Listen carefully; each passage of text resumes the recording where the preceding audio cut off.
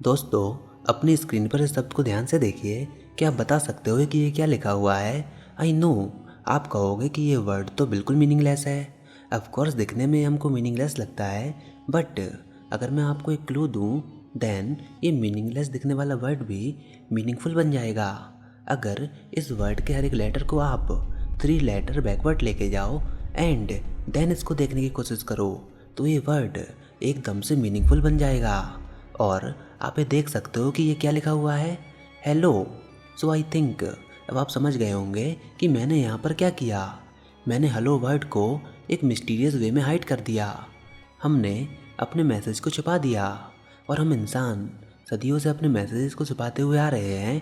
हम अपने मैसेजेस को अलग अलग तरीक़ों से छुपाते हैं एंड जिस किसी के भी पास उस मैसेज को डिक्रिप्ट करने की की मौजूद होती है, केवल वही उस मैसेज को रीड कर पाता है।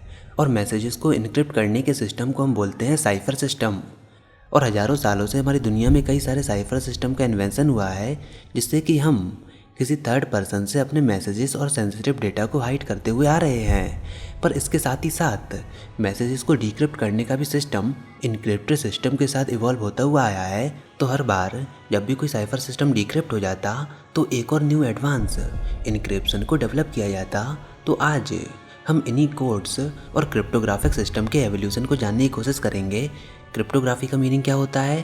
क्रिप्टो का मीनिंग होता है हाइडिंग, यानी कि छिपाना, एंड ग्राफी का मीन्स होता है राइटिंग, यानी कि क्रिप्टोग्राफी एक हिडन लैंग्वेज है जिसको केवल वही रीड कर सकता है जिसके पास उसको रीड करने की की मौजूद हो। तो सबसे पहले हम एंशिएंट इनक्रिप्शन टेक्निक के बारे में बात करेंगे। तो सबसे पहले स्टेगनोग्राफी, इसका मतलब होता है कवर्ड राइटिंग। इस इनक्रिप्शन टेक्निक में सिंपल मैसेज को इनक्रिप्ट करने के लिए केवल उसको कवर कर लिया जाता है। लाइक वुड के टुकड़े पर कोई मैसेज लिखा हुआ है, देन उसको वैक्स की लेयर के द्वारा कवर करके ट्रांसफ़र किया जाता है। एंड इसके अलावा भी स्टेगनोग्राफी के कई सारे फॉर्म्स थे, जैसे कि किसी पर्सन के सर के बाल को काट दिया जाता था एंड उस पर मैसेज राइट किया जाता था, एंड अगेन उसके सिर के बाल ग्रो किए जाते थे, एंड इस तरह मैसेजेस को हाइड किया जाता था, जिससे कि मैसेज हाइड हो जाए एंड इन्फॉर्मेशन दूसरे पर्सन तक बिना कॉम्प्रोमाइज़ किए हुए चली जाए। इसके अलावा इनविजिबल इंक का भी यूज़ किया जाता था, बट देखा जाए तो ये इनक्रिप्शन मेथड इतना सेफ नहीं था, क्योंकि अगर एक बार मान लीजिए कि वो वैक्स की लेयर हट जाए, देन आपका वो हिडन मैसेज बिल्कुल भी इनक्रिप्टेड नहीं रहेगा, उसको ईजिली एक्सेस किया जा सकता है। तो ये मेथड इतना सिक्योर नहीं था। तो स्टेगनोग्राफी के बाद क्रिप्टोग्राफी का एवोल्यूशन हुआ। क्रिप्टोग्राफी में मैसेजेस को हाइड करने की बजाय उसके मतलब, उसके मीनिंग को हाइड कर दिया जाता था, जिससे अगर मैसेज कॉम्प्रोमाइज़ भी हो जाए, देन केवल वही पर्सन उसको रीड कर पाए जिसके पास उसको डिकोड करने का एल्गोरिथम मौजूद हो या फिर की मौजूद हो। दरअसल क्रिप्टोग्राफी में या तो शब्दों का ट्रांसपोजिशन होता है या फिर सब्सटीट्यूशन होता है, या तो किसी न्यू लेटर या सिंबल का एडिशन करते हैं या फिर उनको रिप्लेस करते हैं जिससे उनकी मीनिंग चेंज हो जाए। पर क्रिप्टोग्राफी में ज़्यादातर रीअरेंजमेंट ही होता है, बट ट्रांसपोजिशन में सबसे पहले आता है स्काईटेल साइफर। इसको 7th सेंचुरी BC में ancient Greeks and Spartans army use में लेती थी। इससे वो अपने मिलिट्री एंड पॉलिटिकल मैसेजेस को इनक्रिप्ट करते थे। इस इनक्रिप्शन सिस्टम में एक लेदर स्ट्रिप को एक सिलेंड्रिकल वुडन रॉड के ऊपर इंसर्कल किया जाता एंड उस लेदर के ऊपर मैसेज को राइट किया जाता था। जब इस लेदर स्ट्रिप को हटाया जाता तो हमारा रिटन लेटर जम्बल्ड दिखाई देता एंड इस लेदर स्ट्रिप को रिसीवर को भेजा जाता था एंड हमारा रिसीवर सेम डायमीटर की वुडन रॉड का यूज़ करके इस मैसेज को डिक्रिप्ट कर लेता था। एंड अगर डिफरेंट डायमीटर की रॉड यूज होती, देन उस मैसेज का कोई भी मीनिंग नहीं बनता। लेकिन देखा जाए तो ये साइफर सिस्टम आसानी से कॉम्प्रोमाइज़ हो सकता है, बिकॉज इसमें थर्ड पर्सन अलग अलग डायमीटर की रॉड को यूज़ करके कई सारे ट्रायल्स एंड एरर के साथ मैसेज को रेंडर कर सकता है। हालांकि इसमें अगर हमारा मैसेज शॉर्ट है तो उसको डिक्रिप्ट करना काफ़ी आसान होता है, पर अगर लॉन्ग मैसेजेस रिटन हो तो हमारे रिसीवर को भी उसको डिक्रिप्ट करने में कई बार डिफ़िकल्टी हो जाती थी। इसलिए ट्रांसपोजिशन की बजाय सब्स्टिट्यूशन साइफर को यूज़ में लिया गया। तो सब्स्टिट्यूशन साइफर में सबसे पहला आता है सीजर स्विफ्ट साइफर। दरअसल फर्स्ट सेंचुरी BC में ये मेथड जूलियस सीजर एंड उसके आर्मी के द्वारा यूज़ किया जाता था, जिससे कि वो अपने मिलिट्री एंड ऑफिशियल मैसेजेस को हाइड कर पाएँ। दरअसल ये काफ़ी सिंपल टेक्निक थी। इसमें बेसिकली सब्स्टिट्यूशन होता था। इसमें इंग्लिश अल्फ़ाबेट के हर एक लेटर को थर्ड लेटर के साथ रिप्लेस कर दिया जाता था। मतलब A की जगह पर D पुट कर दिया जाएगा, B की जगह पर E पुट कर दिया जाएगा एंड सो ऑन। और इसको डिक्रिप्ट करने के लिए जो पर्सन उसको डिक्रिप्ट करना चाहता है उसको इसकी नॉलेज होनी चाहिए कि उसको कितने लेटर को वापस से रिवर्ट करना है उनकी ओरिजिनल पोजीशन में। तो इस तरह सीजर साइफर वर्क करता था। नाउ एंशिएंट क्रिप्टोग्राफी के बाद आती है मेडिवल क्रिप्टोग्राफी। ये तब और ज़्यादा इमर्ज हुई जब यूरोप अपनी डार्क एजेस में चल रहा था, यानी कि रेनाइंसस पीरियड में। रेनाइंसस पीरियड क्रिप्टोग्राफी के लिए एक गोल्डन एज की तरह था। उस समय क्रिप्टोग्राफी का यूज़ पॉलिटिकल, रिलीजियस और साइंटिफिक डेवलपमेंट में हो रहा था। तब क्रिप्टोग्राफी और भी वाइड स्प्रेड एंड डाइवर्स होने लगी और यहाँ पर और ज़्यादा crypto analysis and code breaking होने लगी। एंड इसके साथ ही साथ यहाँ पर डिप्लोमेटिक क्रिप्टोग्राफी में भी काफ़ी ज़्यादा राइज हुआ। इसमें आता है सबसे पहले विग्नियर साइफर। दरअसल विग्नियर साइफर से पहले जितने भी सब्स्टिट्यूशन साइफर थे वो मोनो अल्फ़ाबेटिक साइफर थे, बट ये एक पॉली अल्फ़ाबेटिक साइफर था और सदियों तक इसको अनब्रेकेबल माना गया। इसको 1553 में ब्लेसो ने इन्वेंट किया था और विग्नियर ने इसको 1586 में इम्प्रूव किया।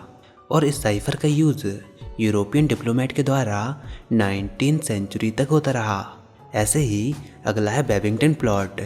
दरअसल ये एक कॉन्स्पिरेसी में यूज़ हुआ था। इसमें सीक्रेट मैसेजेस को शेयर किया जाता था और वो सीक्रेट मैसेज इंग्लैंड की क्वीन एलिजाबेथ I को मारने की साजिश के होते थे, जिससे कि वो मैरी क्वीन ऑफ स्कॉट को क्वीन एलिजाबेथ से रिप्लेस कर दें, जो कि उस समय हाउस अरेस्ट में थी। हालांकि ये साइफर एलिजाबेथ के स्पाई मास्टर के द्वारा डिक्रिप्ट कर लिया गया एंड इन सारे कल्प्रिट्स को सजा भी मिली। इसके बाद आता है ग्रेट साइफर। ये बेसिकली एक कॉम्प्लेक्स सब्स्टिट्यूशन साइफर था जिसको किंग ऑफ फ्रांस यूज़ में लेते थे। इसका इन्वेंशन 1645 में हुआ था और 1890 तक ये अनसॉल्व्ड ही रहा। नाउ यहाँ पर मैं आपको केवल डिप्लोमेटिक क्रिप्टोग्राफी का ओवरव्यू दे रहा हूँ, क्योंकि इनको इटसेल्फ एक वीडियो में डिस्क्राइब करना थोड़ा मुश्किल है। इससे ये वीडियो काफ़ी ज़्यादा लंबा हो जाएगा। फिलहाल चलिए आगे बढ़ते हैं। रेनाइंसस पीरियड में क्रिप्टोग्राफी रिलीजन एंड साइंस में भी काफ़ी काम में आती थी। इसमें सबसे पहले आता है ट्रिथिमस साइफर। ये भी एक पॉली अल्फ़ाबेटिक सब्स्टिट्यूशन साइफर है जिसको जोनास ट्रिथिमस ने इन्वेंट किया था 1508 में। इसको बुक ऑफ मैजिक भी कहा जाता है, जिसको स्टीनोग्राफिक्स भी कहते हैं। इसके बारे में ये कहा जाता है कि ये बुक हमको ये सिखाती है कि कैसे एंजल्स के द्वारा कम्युनिकेट किया जाए हिडन मैसेजेस के द्वारा। इसके बाद आता है न्यूटोनियन साइफर। ये बेसिकली है एक न्यूमेरिकल सब्स्टिट्यूशन साइफर जिसको सर आइजैक न्यूटन के द्वारा यूज़ किया जाता था, जो कि एक इंग्लिश फिजिसिस्ट एंड मैथमेटिशियन थे। न्यूटोनियन साइफर के द्वारा वो अपने एल्केमी एंड थियोलॉजी के प्राइवेट नोट्स को इनक्रिप्ट करते थे। इसमें वो लेटर्स को नंबर के फॉर्म में असाइन करते थे और उनकी ऑर्डर ऑफ फ्रिक्वेंसी के अकॉर्डिंग उनको 55 के ग्रुप में लिखते थे। तो इस तरह अर्ली मॉडर्न क्रिप्टोग्राफी में कई सारे साइफर सिस्टम थे। नाउ इसके बाद मैं आपको लेकर आना चाहूँगा मॉडर्न एरा में, जहाँ पर क्रिप्टोग्राफी ने लाखों लोगों की जान बचाई। मैं आपको लेकर चलता हूँ वर्ल्ड वॉर 2 के समय, जिसमें हज़ारों लोग अपनी जान गंवा रहे थे। और वर्ल्ड वॉर 2 के समय एक मशीन जिसका काफ़ी ज़्यादा इम्पोर्टेंट था, वो मशीन दरअसल एक साइफर मशीन थी जो कि नाजीज आर्मी के द्वारा अपने मिलिट्री एंड डिप्लोमेटिक मैसेज को इनक्रिप्ट एंड डिक्रिप्ट करने में यूज़ होती थी। मेनली हिटलर आर्मी अपने मैसेज को इनक्रिप्ट करने के लिए इसी मशीन को यूज़ में लेते थे और इस मशीन का नेम था एनिग्मा मशीन। दरअसल उस समय एनिग्मा मशीन एक काफ़ी सिक्योर एंड रिलायबल मानी जाती थी, क्योंकि इसको ब्रेक करना फॉर द पर्सन बिल्कुल इम्पॉसिबल था। दरअसल ये मशीन 1980 में इन्वेंट हुई थी, जिसको 1923 में पेटेंट किया गया। दरअसल ये एक इलेक्ट्रोमैकेनिकल मशीन थी। इसके अंदर कई सारे कंपोनेंट थे, जैसे कि keyboard, lamp, plug board, set of rotors, जो कि encryption and decryption of message के काम में आते थे। इसमें दरअसल यूज़र प्लेन टेक्स्ट को कीबोर्ड के थ्रू इनपुट करता है, देन हमको इनक्रिप्टेड टेक्स्ट लैंप बोर्ड में डिस्प्ले होता है। मतलब अगर आप प्लेन टेक्स्ट में ए टाइप करते हो देन आपको इनक्रिप्टेड टेक्स्ट में सपोज टी मिलता है। अगर आप दोबारा से ए टाइप करते हो देन सेकंड टाइम आपको इनक्रिप्टेड टेक्स्ट में सपोज बी मिलता है। एंड इसी तरह अगर आप तीसरी बार ए टाइप करते हो देन अगेन आपको कोई और डिफरेंट टेक्स्ट मिलता है। मतलब वैरायटी ऑफ कॉम्बिनेशन मिल सकते हैं सेम लेटर के लिए। तो इसलिए इसको डिक्रिप्ट करना काफ़ी ज़्यादा मुश्किल था।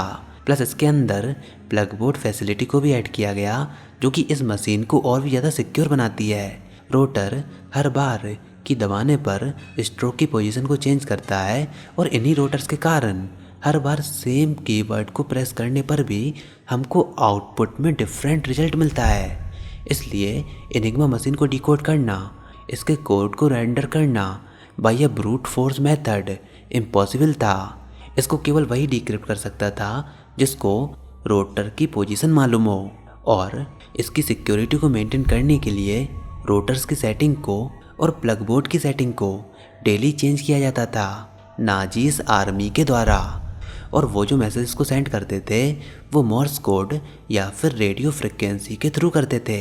तो भले ही एलिस बार्टी इनके मैसेजेस को सुन पा रही हो, भले ही उनके पास एनिग्मा मशीन थी, लेकिन वो उसको डिक्रिप्ट नहीं कर सकते थे बिकॉज डिक्रिप्शन की उनके पास नहीं थी। हालांकि ब्रिटिश आर्मी ने मैथमेटिशियन एंड साइंटिफिक पर्सन्स की एक टीम बनाई और इस एनिग्मा मशीन को ब्रेक करने का प्लान सेट किया जिसको लीड कर रहे थे मैथमेटिशियन एलन ट्यूरिंग, जिनको आज हम father of modern computer science के नेम से भी जानते हैं। उन्होंने अपनी एक टीम को बिल्ड किया और एनिग्मा मशीन के कोड को डिक्रिप्ट करने के लिए एक न्यू मशीन को फॉर्म किया जिसको बोला जाता था बॉम्ब मशीन, जिसका साइज़ एनिग्मा मशीन के कंपैरिजन में काफ़ी ज़्यादा बड़ा था। दरअसल ये एक लार्ज स्केल मशीन थी। इस बॉम्ब मशीन से भी एनिग्मा मशीन के कोड्स को ब्रेक करना काफ़ी टाइम कंज्यूमिंग एक चैलेंजिंग टास्क था। बट नाजीज एक मिस्टेक क्या करते थे कि हर सुबह वो अपनी आर्मी से कम्युनिकेट करने के लिए वेदर रिपोर्ट सेंड करते थे एंड अपने मैसेज में हेल हिटलर भी लिखते थे जो कि एक जर्मन वर्ड है। और इन्हीं मैसेजेस के द्वारा एलन ट्यूरिंग ने बॉम्ब मशीन की मदद से हर रोज़ एनिग्मा मशीन के कोड को डिक्रिप्ट कर पाते थे और नाजीज के प्लान को पहले से ही जान लेते थे। हालांकि उन्होंने कोई एक्शन लेने के लिए मना किया था जब तक कि जर्मनी का कोई बड़ा प्लान ना हो, क्योंकि अगर नाजीज को ये पता चल जाता कि उनका इनक्रिप्शन सिस्टम कॉम्प्रोमाइज़ हुआ है तो वो सुबह वेदर रिपोर्ट नहीं भेजते और ऐसे में बॉम्ब मशीन कभी भी उस कोड को डिक्रिप्ट नहीं कर पाती। दरअसल नाजीज आर्मी के वेदर रिपोर्ट मैसेजेस के द्वारा बॉम्ब मशीन केवल 20 मिनट में ही एनिग्मा कोड को फाइंड कर लेती थी एंड मैसेजेस का पता लग जाता था। और हिस्टोरियंस ये बिलीव करते हैं कि एनिग्मा कोड के ब्रेक होने की वजह से वर्ल्ड वॉर 3-4 साल पहले ही खत्म हो गया और इससे कई सारी लाइफ्स सेव हुई। एनिग्मा मशीन कैसे वर्क करती है ये अपने आप में बिल्कुल डिफरेंट टॉपिक है जिस पर हम कभी और बात करेंगे। नाउ इसके बाद आती है डिजिटल एज एंड पब्लिक की क्रिप्टोग्राफी। ये बेसिकली वो क्रिप्टोग्राफी है जो हम आज के समय में यूज़ करते हैं, यानी कि ये है मॉडर्न एज क्रिप्टोग्राफी। ये cryptography mainly internet source and digital technology में यूज़ होती है। इसमें मेनली होती है public key and private key. Public key for the purpose of encryption and private key for the purpose of decryption. दरअसल ये cryptography बिल्कुल अलग ही डोमेन है। इसमें e commerce, online banking, cloud computing, cryptocurrency, blockchain, ये सारे system modern cryptography से इनक्रिप्ट किए जाते हैं। अगर आप मॉडर्न क्रिप्टोग्राफी के बारे में पूरा डिटेल में जानना चाहते हो तो मैंने डिस्क्रिप्शन में आपको इसकी वीडियो की लिंक दी है।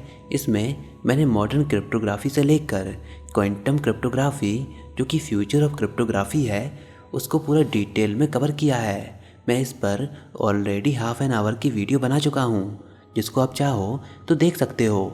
तो ये थी एक brief history of cryptography. I hope आपको ये वीडियो ज़रूर पसंद आई होगी। अगर ऐसा है तो इस वीडियो को लाइक कीजिए, अपने दोस्तों के साथ शेयर कीजिए और अगर आपने हमारे चैनल अभी तक सब्सक्राइब नहीं किया तो इसको सब्सक्राइब कर लीजिए ताकि आगे आने वाली कोई वीडियोस और अपडेट्स आपसे मिस ना हो पाएँ।